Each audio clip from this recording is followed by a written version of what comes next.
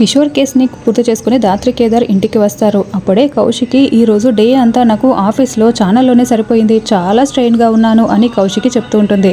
Fake news కోసం నువ్వెందుకక్క ఛానల్కి వెళ్ళడం, నువ్వు ఇంట్లో ఉండి జరిపించవచ్చు కదా అని కేదార్ అంటాడు.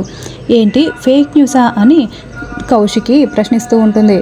అవును, కిషోర్ కేసులో కిషోర్ని హత్య చేసిన వాళ్ళని పట్టుకున్నామని ఫేక్ న్యూసే కదక్క టీవీలో వచ్చింది, అది మీరే కదా టెలికాస్ట్ చేసింది అని కేదార్ అంటాడు. అయ్యో, ఈ కేదార్ ఏంటి ఇలా నోరు జారాడు అని దాత్రి తల పట్టుకుంటుంది.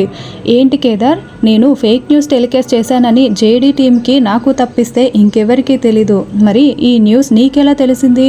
అసలు మీరు నా దగ్గర ఏదో దాస్తున్నారు కదా, చెప్పండి, మీరు నా దగ్గర దాస్తున్న విషయం ఏంటి అని సడన్గా వస్తారు, సడన్గా వెళ్తారు, అప్పుడే మాయమైపోతారు. కానీ సండేస్ కూడా పని ఉందని చెప్పి ఎక్కడికో వెళ్తూ ఉంటారు, వస్తూ ఉంటారు.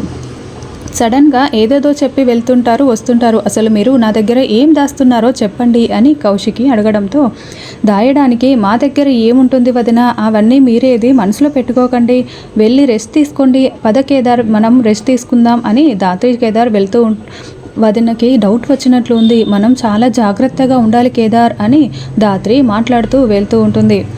అలాగే దాత్రి అని కేదార్ చెప్తూ ఉంటే అప్పుడే కౌశికి జేడీ అని పిలుస్తూ వెనకాలే వస్తూ ఉండడంతో ఏంటి అని దాత్రి ఒక్కసారిగా పలుకుతూ ఉంటుంది. అయ్యయ్యో, జేడీ అని పిలవగానే నేను ఎలా పలికానేంటి అని దాత్రి టెన్షన్ పడుతూ వెనక్కి తిరిగి చూస్తూ ఉంటే కౌశికి వీళ్ళ వైపు సీరియస్గా చూస్తూ ఉంటుంది.